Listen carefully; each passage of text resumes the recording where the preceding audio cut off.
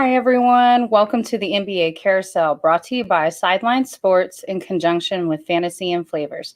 I'm Megan Price, your host and regular season Spurs representative. We are now in the conference finals, and Phoenix leads in the West ahead of the Clippers 3-1, and who are short Kawhi Leonard. In the East, the Bucks are up 2-1 on Atlanta. But let's jump right in with Jordan Long covering Phoenix Suns. All right. Hey, Jordan. Hey, Megan. How are you? I'm good, especially since the Suns have a chance to go to the finals for the first time since '93. Absolutely. Looking like really great chances for you guys right now. You're up 3-1. Game 5 is tonight. What are your expectations for tonight? Well, we honestly have to play a better game, at least in the second half. I mean, you look at the first half, we outscored them 50-36, and then in the second half, we were outscored 44-34.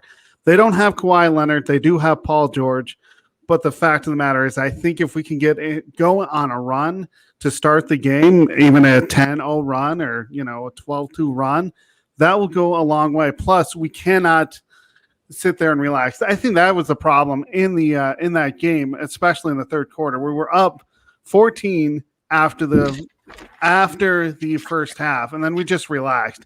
Can't do this against the Clippers. We saw how good they are, especially from three-point line. They have Paul George, who is their leader, but honestly, if we out-rebound them, we'll be fine. Absolutely. Now, had an amazing game out of DeAndre Ayton. Huge game, 19, 3, and 22. 22 rebounds is just ridiculous. But then to still be able to get almost 20 points, just a huge game. He was quoted as earlier this week as saying that CP3 really drives him as a teammate and really makes him want to play better.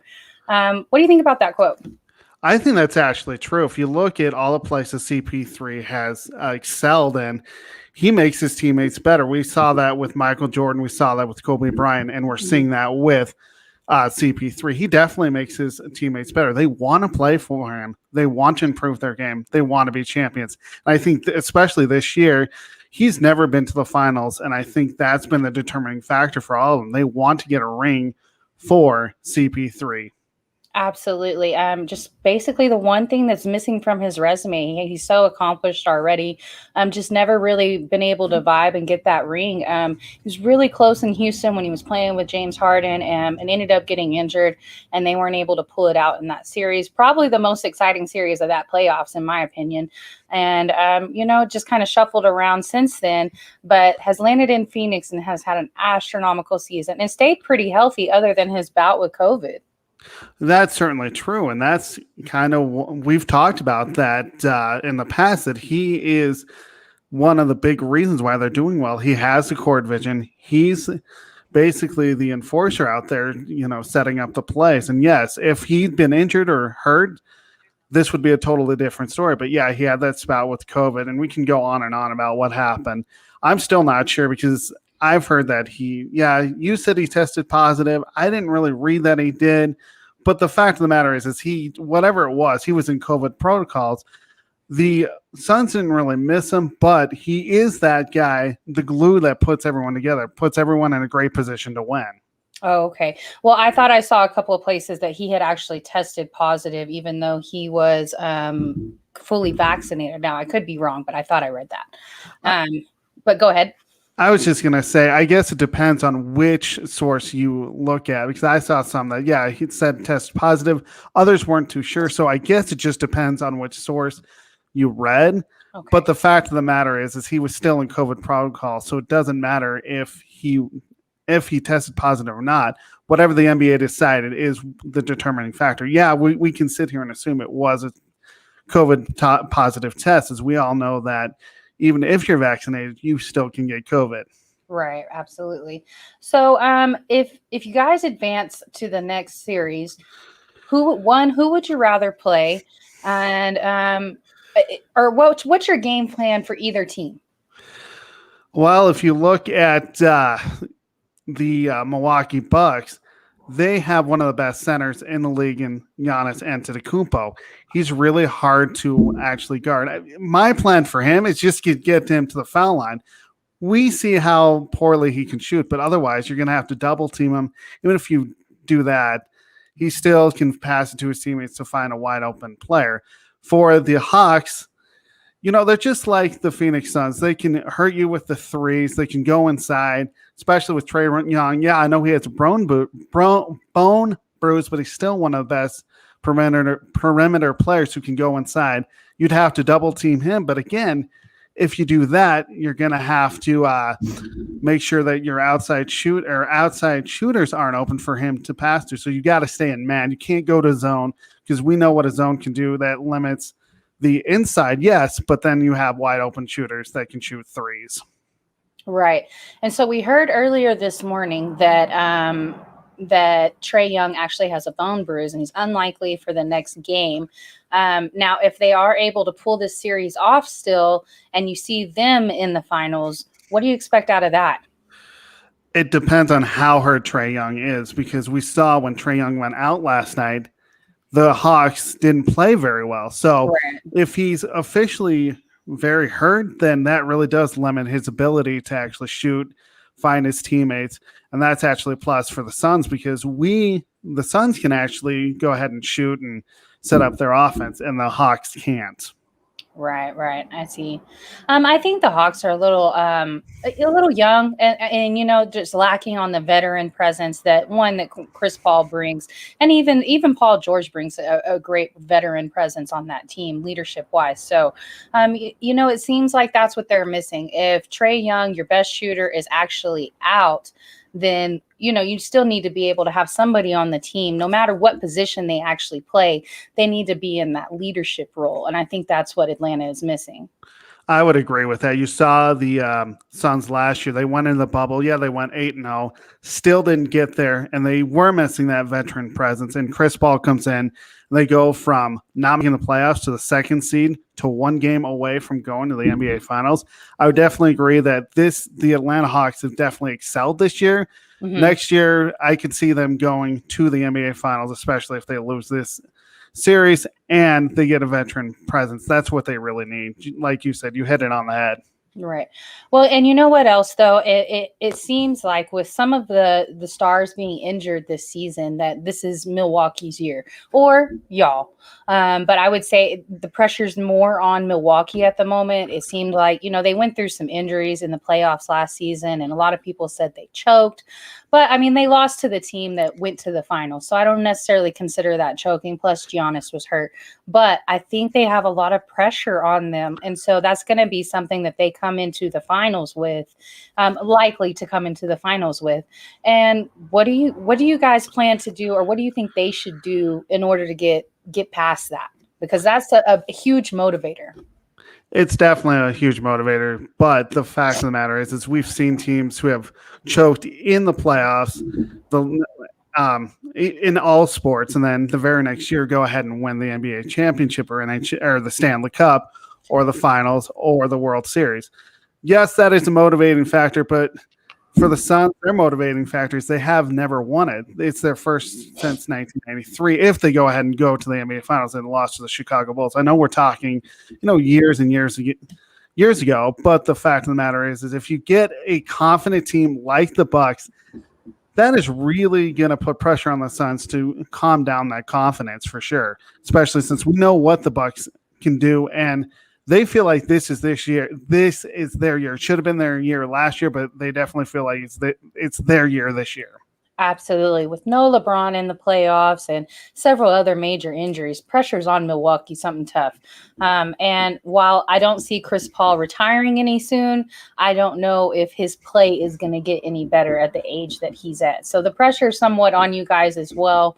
But I would say it's more on Milwaukee at this point. And I just showed a comment. For some reason, it says Facebook user, but that's actually Jahan Phillips, one of my co-hosts from the Sip-Off, that said he believes the Suns are going to be closing it out tonight.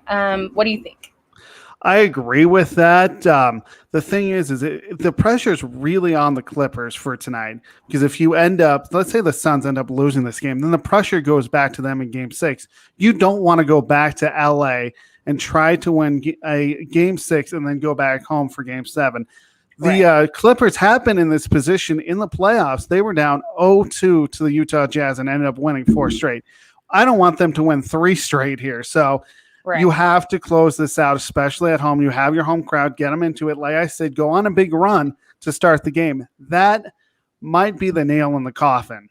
Absolutely. And now they did play in a 7-game series in the first round of the playoffs against Dallas, but they had home court advantage. So they got to finish out the series, game 7, in their house. They did. And again, I think really the pressure's on the Clippers. We know what Paul George can do. And we saw when the pressure gets to him, he missed 2 key free throws in game 4. And if we go back to game 3, which was crazy, he had a chance to actually win that game, even though that DeAndre Ayton actually got the tip in, which was a smart play by the Suns. So the fact of the matter is they need to have Paul George play his best game. Play this like a game 7. For the Suns, you also have to play this like a game 7. You don't want to go back to LA. You absolutely don't want to count LA out. But right before we started the show, there was some breaking news, and they said Zubac is actually out for this game as well. So Zubac, who didn't play well in the first couple of games, but has played well in a couple of different games. Well, let's see. He played really well in game 3, and that was the game that they actually won. He had 15 points and 16 boards. He's obviously hasn't been able to guard Ayton very well. So I don't know how much of a hit for LA this is, but what type of adjustments do you feel like you guys need to make? Not much. I mean, you got rid of the center presence. That'll make it easier to drive in the lane. And especially on the defensive end, you can actually have DeAndre Ayton go ahead and get those boards because there's not many people that can match up with him. Zubac did a great job, but now with him out, just got to get the rebounds. Don't let second chance points even without him. But also on the offensive end, it'll be easier to drive in the lane. Okay, so if Zubac is out, they put DeMarcus Cousins in? I would assume, and DeMarcus Cousins to me is a better shooter and a better player. Maybe not a better rebounder, but he's definitely a better shooter. Absolutely. So this might actually work in LA's favor. I mean, you know, DeMarcus has fresh legs. He hasn't played a ton this season. And once again, might have a chip on his shoulder. You know, that might be that motivator. He might come in and randomly have a good game. He might not. But I guess we'll just see how it ends up tonight. Do you have a prediction on final score? I'm going to say it's going to be a higher scoring than last game. I'm going to go 103. Yeah. I'm going to go 103-96 Suns win, especially at the end with a couple of free throws when the Clippers are down 3 or 4 just fouling. Okay, awesome. Well, go ahead and let everybody know where they can find you, where they can follow you, and good luck on your games this week. Or hopefully it's one game, but if it needs to be more than one game, you know, good luck on all the games. Thank you, Megan. Obviously, you can hear me on the NBA Carousel. You can follow me at SportsScoop1 on Twitter and at my own blog that I write Mondays through Fridays at sports-scoop.com. Thanks, Jordan. We'll see you next week. All right, guys, we're going to go ahead and slide over to our next guest, who is the opposing team in this series. We have Chris covering the Clippers. Hey, Chris, how are you? I'm doing good, Megan. How you doing? I'm doing really well. You got to bear with me. I'm like set up my new. I'm in the garage recording, trying to set up my new studio. So this is my first time in here. That's all good. All right, so let's talk about this series. You guys are down 3-1. Yeah. Once again, it's an elimination game for this team. Not down 3-2, but now down 3-1. So this is a huge obstacle to climb. And I mean, Saturday night's game. I mean, my goodness, we couldn't buy a basket, especially in that fourth quarter, to save our lives. I mean, it was just crazy how, you know, it felt like every attempt, you're gasping like, okay, this is gonna rim out.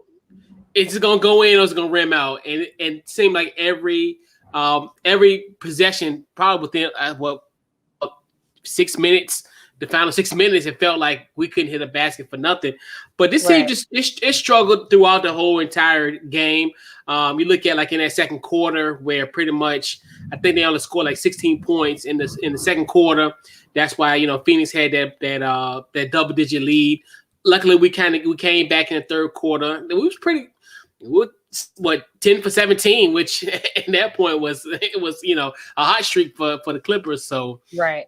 And then just that fourth quarter, which is horrid, where I think we only put up 14 points in the fourth quarter, and it's just, and then 16% from the three the entire game, which that's our bread and butter, and right, just it's tonight's going to be a very interesting game. I don't know how, as far as is it Cancun on 3 or is it or we going back to LA? Either way, we're going back to LA, but it's either we going to Cancun or we playing game 6. Okay, so let's take it worst case scenario to best case scenario. Worst case scenario, you guys go home after tonight, or even if you don't go home tonight, you go home after this series.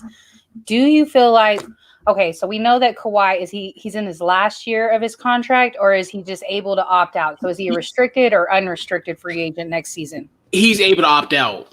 Okay, so he's a restricted. He's able to opt out. I think because he's on a 3-year deal, and I think after the second year he can opt out. Okay, so one, have we heard any news for sure about his knee? Is it torn? Is it not torn? No. This is another, once again, this is another mystery. And then you're hearing the news in the last couple of days, these tea leaves. This might be, this sounds similar to San Antonio situation where the medical staff is the, he's unhappy with the medical staff. Feels like a little bit of deja vu all over again. Well, I hate that for you guys because it was awful for our franchise, Right. And there were so many people, even still, like I have conversations with people in the sports group and stuff, and they always say, "Oh, well, y'all mistreated Kawhi," and in the history of the Spurs, the only other player we had problems with was Steven Jackson, and it wasn't the medical staff. Literally, we've never had problems with players before, so I don't know. I don't want to say I didn't believe him, but I believe in my franchise, so I'll just say that. And I hate that for you guys because it was an awful feeling, and it's still sometimes I still like my memories come up on Facebook, and I'm like, oh, Kawhi. Right. But no news, and he's just sitting in the box seat, just chilling, and with no emotion, even though like when Mike Breen said, Kawhi's he's goated. Mike Breen is goated with that comment. He was like, oh, Kawhi's going crazy. It's like. And they was on a run at that point. I was like, okay, right. And it was a good game. Game 3 ended up being 106 you guys and 92 Phoenix. So, and if you look at the stats, there was quite a bit of action from everybody else on Phoenix, but just not having breakout games. Like CP3 had 15 points, Book had 15 points. But if you go to the other side, you guys, PG had 27 points, 15 rebounds. Jackson had 23 points. Zubac had 15 points. Man had 12. Now, since we're bringing up Zubac, came out just a few minutes ago that he has a sprained MCL. So, one, he's most likely out for the rest of the playoffs. It's looking like. Now, he could play through it. Embiid did. So he could play through it. It's not an actual, it's not the big tendon. So, he could possibly play through it. What are your anticipations on that position? Do y'all put in Cousins? We had no choice at this point because and you got to think about it. And this is another thing where you're like, God, you really miss Serge Ibaka. He would be perfect in this series with Aiden. And you look at what Chris Paul is doing, that he's running that pick and roll to perfection and just getting those laws off to Aiden. He would have been perfect in this spot. Yeah, it'll be DeMarcus Cousins' time to kind of do his thing. And we're going to find out, you were talking with Jordan, where he had some fresh legs. He actually did pretty good in game 1 of the series. Coming off the bench, I think he had 11 in game 1. So you're hoping you get a little bit something from him. He might pose as a better matchup for Aiden potentially. We'll just see so as far as that. So that's a huge loss. Definitely. And you guys talking in the first segment where Zubac was starting the ball last night. Well, not last night, but the other night on Saturday he had 13.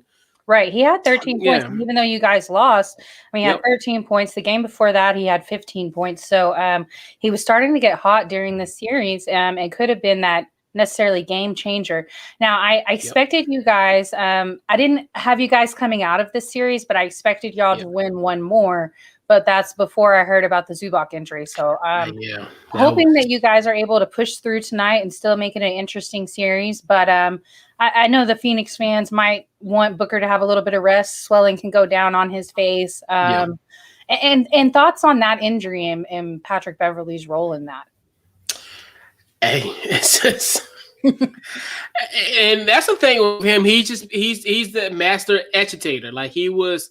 Mm-hmm. You don't want to necessarily. He's a guy that you want on your team, but you would hate him as an opponent, right? Type of guy. So, he's gotten in Booker's head. I mean, he was a contributing factor, obviously, with the broken nose of Devin Booker, but yeah, I watched it from several angles, and now I don't know. I mean, you didn't really see his feet, so I mean. I don't know if he I don't know. It didn't really necessarily look intentional. It's like it's like they both went forward at the same time. And now, I mean, obviously Booker's the one with the injury, so they're going to assume that Beverley was the aggressor. But I mean, maybe they both came forward at the same time. You couldn't really tell. Yeah, inadvertent. It's like an inadvertent type of situation where it's like, but yeah. But oh my goodness, that Devin Booker quote who said, what are you going to do, now with this injury? And he said, I just need to be able to see the basket. Yeah. Y'all got to get Boogie in front of him. Got to do something. Because this, I mean, it's going to be definitely interesting. If they can go back to LA, they got a good shot. Okay. If they go to LA, I think if they can win tonight, go to LA, do what they got to do on Wednesday, and then go back to Phoenix on Friday. I don't necessarily think, I mean, and not to down Kawhi, but Paul George has gotten y'all through this season all season long. He was, he thought he had a season-ending injury in his foot. It was somewhat of like a bone spur or something to that effect. And it was just only time was going to help heal it and rest. But he was able to come back. And, we know that habitually Kawhi is on workload management. And so the one that carried y'all through the season was Paul George, in my opinion. And, I think that he could carry you guys through this series, but I don't like Milwaukee. That's going to be tough. Yeah. So if you guys make it to the next round, one, what's your game plan for either team? And two, who do you think it's going to be? It'll probably be Milwaukee because I'm looking at now with this whole Trae Young situation it seemed like it could be a potentially pose as a problem because he might be questionable for Game 4, and if they don't have him, I mean, I like Kevin Hunter and all those guys, but Trae Young is Trae Young. Right, absolutely. Now, as far as stopping Milwaukee, I mean, it's basically, and that's another thing where you hope if you can get like a Kawhi to come back, who can help with Chris Middleton, because Chris Middleton, I think, is the biggest X factor. As you can tell, like even in their game last night, where that fourth quarter he was on, and that's one of the guys you really got to stop. But Drew Holiday does pose as a threat, but as far as from on a defense standpoint, which you look at, just he might pose a problem, maybe like Reggie Jackson on the defensive side. Giannis is going to be Giannis. I think. And I think we've, especially with the Clippers, we've been those where the guys who they do what they had to do. Like you look at like with Luka, then you look at Mitchell, and then you look at now with Devin Booker. Those guys gonna do their thing. You just gotta really focus on the secondary guys. Like in this, like in Milwaukee case, Chris Middleton is gonna be the one that's. You're hoping PG might be on them potentially, and if you could get Kawhi coming back, and I don't know how much percent he would be, but you would think if Kawhi is there, he'll definitely help guard Chris Middleton, because I think Chris Middleton is their biggest X factor. So, but back to Kawhi's injury. Now, do you think, in my opinion, I think if it's really torn and he's done for the season or he's done for anticipated 8 to 10 months, I think he stays with you guys. I think he go ahead and opts in and maybe gets an extension. If it's not torn, and maybe he's just not playing and trying to get the health of his knee up, I think maybe he's out. Yeah, and you think about it, because if you're thinking about it, if it's the A word, it's been about like what, almost 10 plus days. Right. You would think if a situation like that, I know it would require for it to swell down and then you do the surgery and what have you. But it's a mystery. That is a lot of days. For it to actually be the ACL. So that to me seems like a really long time for him to go without surgery. And so, I mean, like you said, I know the swelling has to go down, then you do surgery. But I think he most likely would have had surgery by now. But I mean, obviously, I'm no doctor, and Kawhi has a doctor. Right. Hopefully it's not torn. I hate that for any player. Hopefully it's not torn, because that is a very serious injury. Luckily it's not like when we were in high school, and if you tore your ACL, your career was over, so it's not the same. But still would not wish that on him whatsoever. But what are your thoughts? Do you think he leaves if it's not that bad? Or I mean, what do you think is going to happen with his contract? I'm really starting to think he's going to leave. I think if you follow the history, you follow the trail, these same type of reports of the medical staff is eerily similar. It is.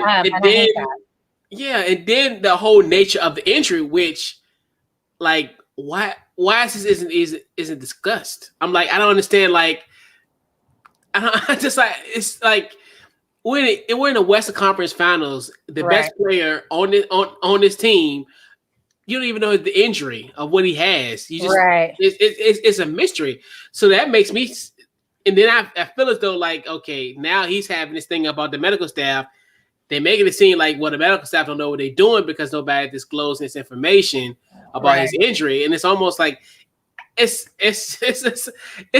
drama filled. It's one of those things where it's an unnecessary drama at this point. It's so unnecessary.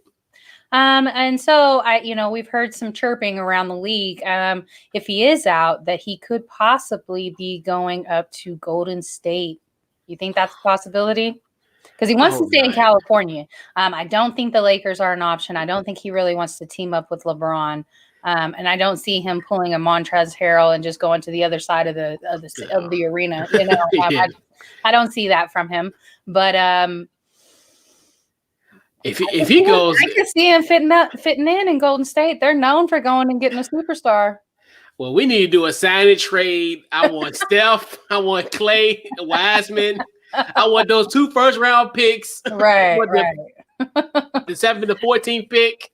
Like, let's do some business.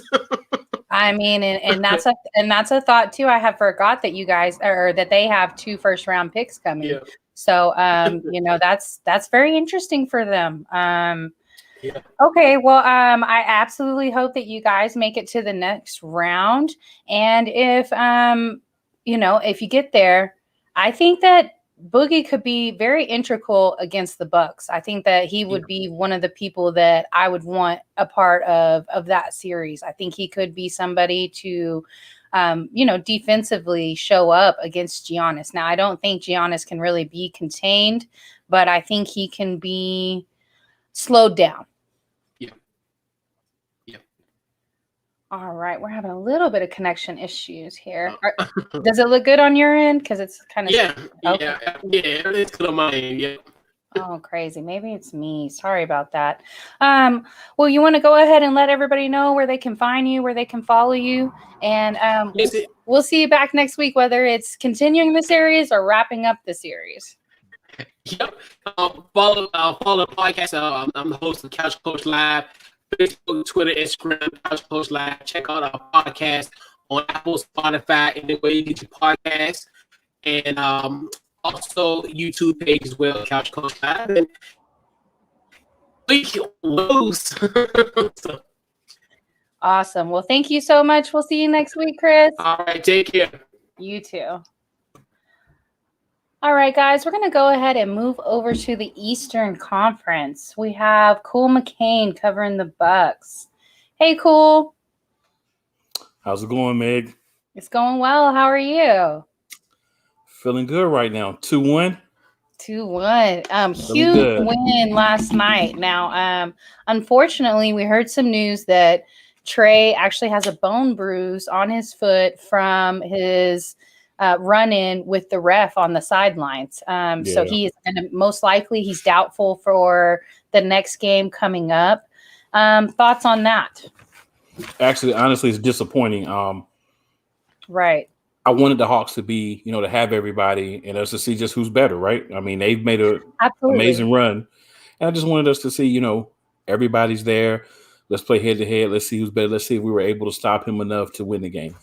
Personally, and you may were going to ask me this question. I'm just going to go ahead and put it out there. I think we still would have won the game with Trey because I think 20 points in the fourth quarter from Chris Middleton, no one expected that. And I think if he was able to do that, even if Trey was able to, do what he normally does, I still think we get the win. Obviously, probably tighter, but I still think we would have been able to, get that win yesterday. Absolutely. But it definitely puts us in the driver's seat in the series if Trey's going to miss this game because this is a very important game for Atlanta being down 2-1. If we can go up 3-1, unless we completely self-destruct, we should win the series. Right. Yeah, I completely agree. Now, I actually had Atlanta coming out of this series before this injury. I just thought that they got hot at the right time and that, sometimes Milwaukee wilts. We've talked about that. And that even if you guys were able to win this series, I expected it to go seven games. Now, this kind of changes everything. And this is what, in my opinion, what Atlanta is missing. They're missing that veteran presence of somebody else. If your main person goes down, you still need somebody not only to fill the position, but they need to fill that leadership role that other person plays. And see, that's interesting, Megan, because I think they had the correct person, but they moved him, right? So I think that the Clippers would be better if they had Lou Williams right now, and I think the Hawks would be better if they had Rajon Rondo right now. So I think that was a move that was made at the time, but it actually kind of backfired. Atlanta, you brought in Rajon Rondo to be that leadership, to kind of be that guy, and you traded him for Lou Williams, who isn't the same leader, but who is a spot scorer, but is a bench player, a sixth man. So I think that you actually had the guy there. It may not have scored the points itself, but I think the other things that Trey Young's able to do, the assists, the defense would have been better with Rajon playing as well. I think you would have benefited from having him in this position. So I think losing him and only getting back Lou Williams, and that's not to discount Lou Williams at all because he's great at what he does, but that wasn't a trade that really made any of the team better. I thought Rajon would be able to do that for the Clippers, but he hasn't been. So he would have been better off, better served staying in Atlanta, and Lou Williams would have been better served being another scorer that the Clippers need right now. So it kind of was a trade that shot both of them in the foot. And you wouldn't have known at the time because on paper it looked like the right move. I think we all thought like, hey, this might work out for them, and really hasn't worked out for either team. So interesting what's going to happen in the Clippers series now that, we heard that Zubac is out as well. So anticipations for the finals. If you guys end up making it to the finals, it's looking like you're going to play Phoenix, but game plan for either team and your expectations. So, I've been telling you all along, Milwaukee's going to win a championship this year. Okay, you have. Yep, I've been saying that. Everything kind of fell into place for them to be able to do so. But I really felt like Andrew Holiday, and PJ Tucker were missing pieces. They do bring toughness, and Holiday has not performed as I would like him to offensively. Tucker hasn't either consistently, but they've both been well. They both played very well defensively. And a reason why we're seeing some of these other guys outside of Trey Young not really get off as much is because Trey Young's being defended by like a group. So they're not having one person dedicated to him. They're kind of rotating through whoever's working at the time. So a guy like Drew Holiday, he's on some of the other guards. So they're not getting the opportunities. So that's making Trey Young have to be more of a scorer and less of a distributor. Right. So that's been helping out as one well. One person that I think he's been injured or came back in the playoffs at some point is Portis, who's played pretty well in the last couple of games that he's played in. He had 15, 1, and 4 in last night's game. And then the game before that, he had 15, 8, and 7. Oh, and he did play in game 1 as well. So 11, 1, and 8 in game 1. So awesome stats for him. I'm sure y'all are glad to add that to the repertoire. Well, he's been there. That's the sad part. He just wasn't playing well in the last series. He just wasn't playing. He didn't do well in the last series. But yeah, he definitely looks more like the guy we saw in the regular season, in this round. And then we've got some big shots out of some of those other guys off the bench, like Pat Connaughton, your favorite player that we have.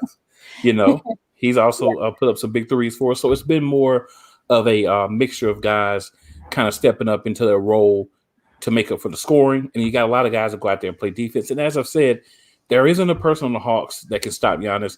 He has to understand that, and he has to go and he has to say, you know what, no matter what, I'm getting 35, 40 points a game. I don't expect Chris Middleton to put up 38 points every game, but Giannis should be able to put up 30 to 35 points against anybody in the league. Right. At this point in time. I do expect Middleton to put up 20 to 24 consistently. That's what I saw out of him all season long. And, there was a lot of he got a lot of criticism, just saying that, he wasn't consistent. But for me, I thought he was consistent all season. We've been going over his stats all season long. And of course, he had a few bad games here and there, but really he was pretty consistent. Now, he wasn't doing 38 points like he did the other night. That was just a breakout game. And, when you're hot, you're hot. Now, speaking of when you're hot and you're hot, Holiday had 33 points in game 1. And I'm sorry. Loved it.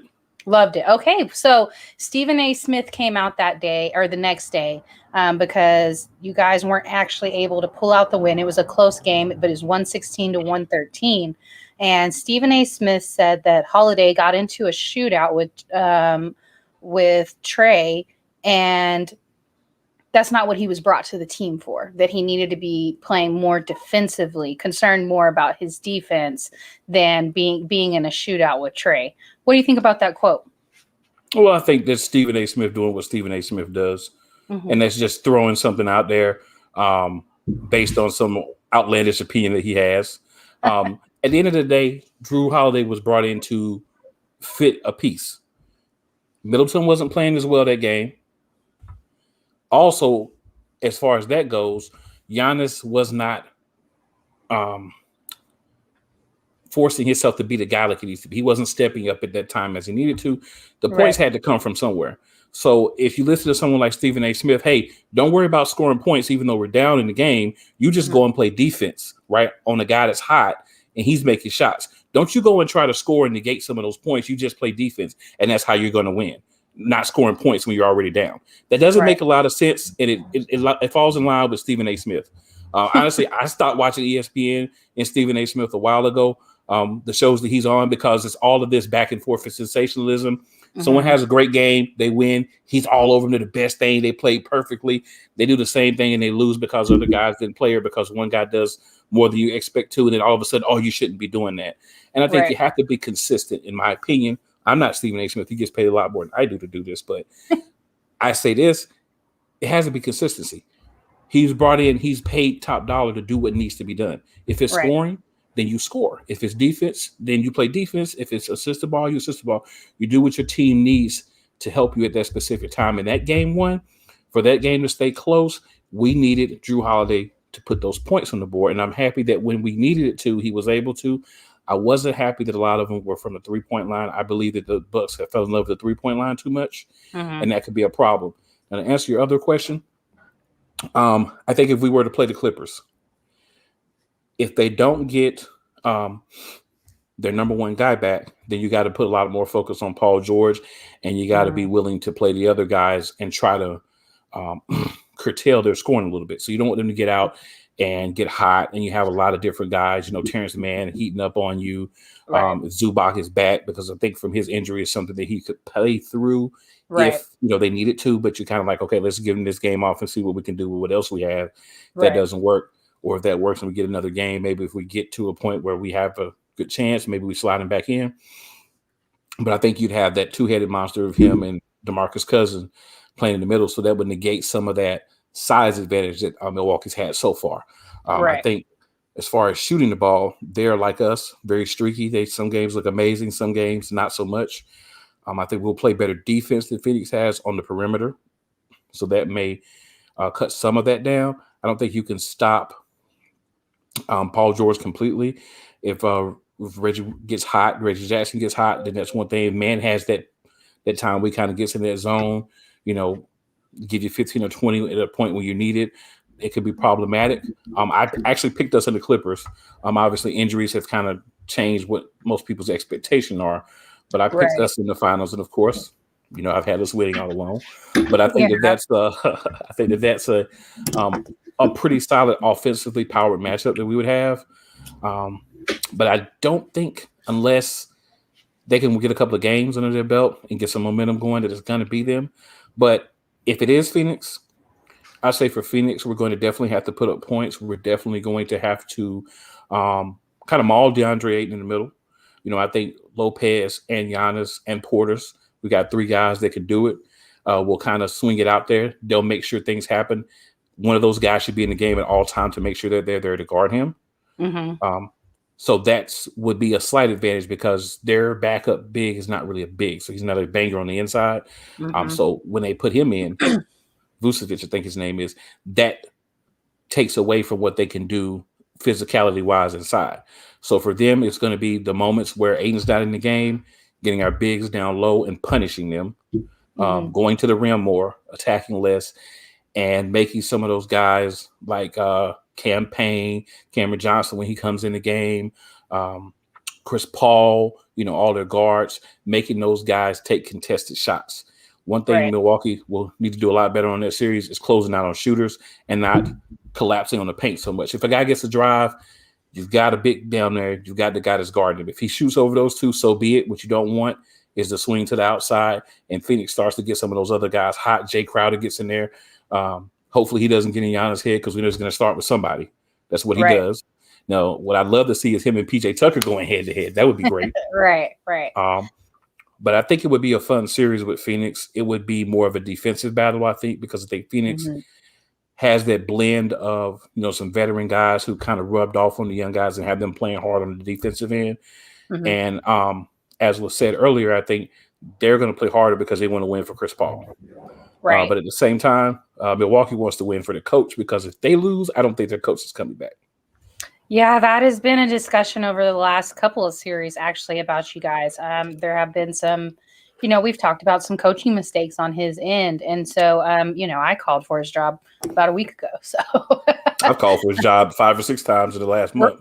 Right. Absolutely. So, definitely, if you guys don't make it out of this series, I definitely think he's out. Yeah. And possibly if you guys don't make it out of the finals, then possibly the same thing.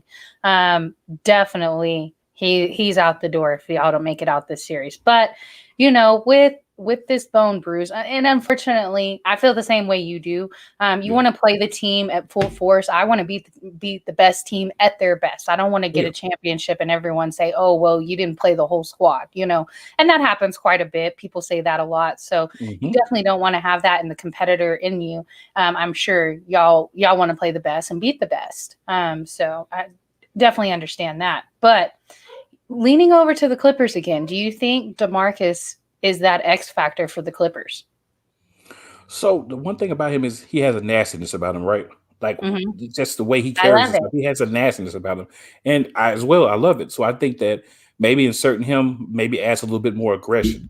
Maybe you get, if he's in the game, maybe you get a little bit more of that aggressive energy. Maybe you start to get the playoff P that you got in the first game and at the end of the closeout in the last series, attacking the basket, dishing out the passes. But being aggressive. So I think maybe he can add that because he's going to be a better option offensively. Right. And the concern is going to be when he has to take a break, when he has to sit down, then who are you putting in? That's going to kind of be, the tricky part. Yeah, because you would be tricky for them. Yeah, because you would have Ibaka, unfortunately, if he was available to you, but you don't. And then with Zubac being hurt.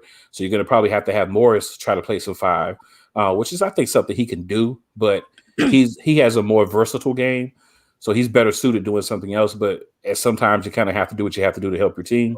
I think Morris is injured. I think he's playing through an injury right now. Yeah, I think he is too. Yeah. I think he's playing through, yeah. We haven't seen him at full force in at least not in this series at all. And I want to say at least halfway through last series also. Just a personal opinion of mine. I want to say I read something about maybe it was a knee bruise or something, maybe for him. I think I remember seeing something.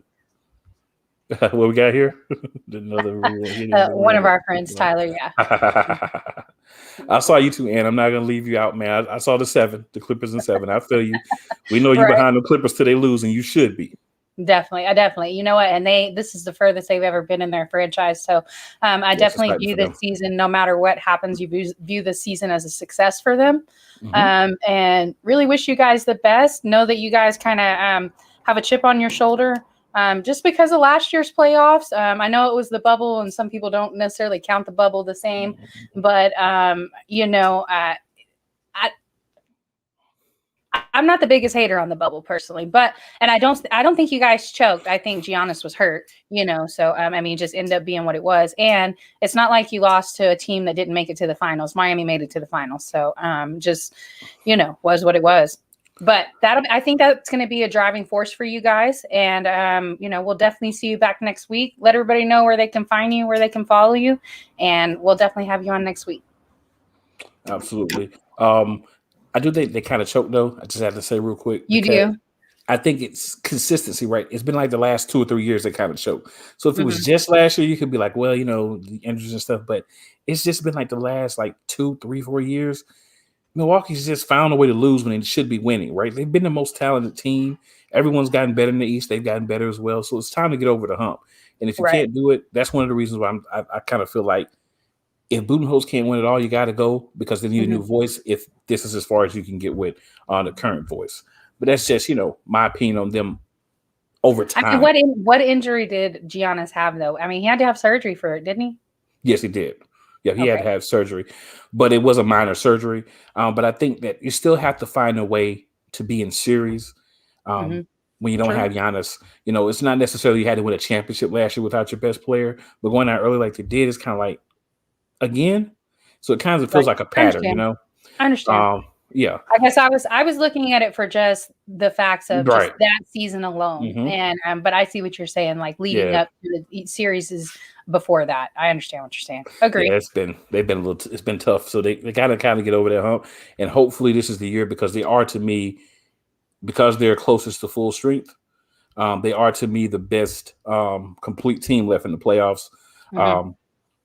I would have to say Phoenix obviously would be second. Clippers would probably be second, in my opinion, if they had Kawhi, but they don't have him. Right. So I think, you're looking at a finals. My expectation is going to be Suns Bucks, but Atlanta's still, they're only down by 1. True. Yeah. True. Tyler, if you mean the Western Conference, you're right. If you mean the whole thing, I'm going to have to beg to differ with you. Cool. So if y'all play Phoenix in the series in the finals, what's your anticipations, real quick? What's Bucks and 6. Bucks and 6. Interesting. Bucks and 6. All right. Let everybody know where they can find you, where they can follow you, and we'll see you next week. All right. You can follow me on Instagram or Twitter at Cool McCain, Facebook Cool McCain as well. Thursday nights on the Sip Off, and Friday nights 7 p.m. Eastern Standard Time. All interactive, play call of sports talk. And catch us on Thursdays. It's a good time. Awesome. See you next week. See you. All right, guys, we're going to go ahead and wrap it up for tonight. Thank you, everybody who watched and commented or shared. If you didn't catch it last night, Diana Taurasi had her return from her injury, a sternum injury. She was out for about 4.5 weeks. She scored 25 points in that game and moved up to first NBA or WNBA player to reach 9,000 points. Also, the Storm and the Aces had an astronomical overtime game, a finals repeat. If you don't have a WNBA team to watch, just pick one of those teams. It's a great season. See you guys next week.